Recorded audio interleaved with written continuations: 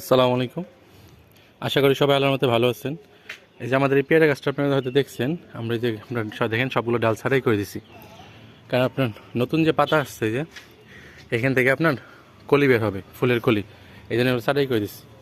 আর পুরোনো গাছে পুরোনো ডালগুলোতে আপনার বেশি পেয়ারা আসে না এবং নতুন কলি আসে না।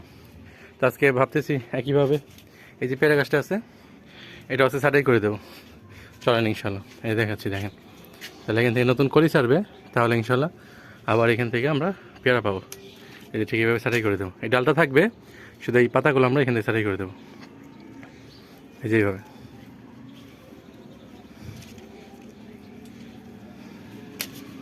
ঠিক এইভাবে দেখেন, যেভাবে ছাঁটাই করে দেবো ইনশাল্লাহ।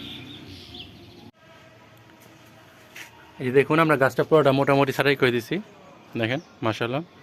এই যে এতগুলো আমরা পাতা পাইছি, এগুলো থেকে আমরা আবার সার তৈরি করবো ইনশাল্লাহ।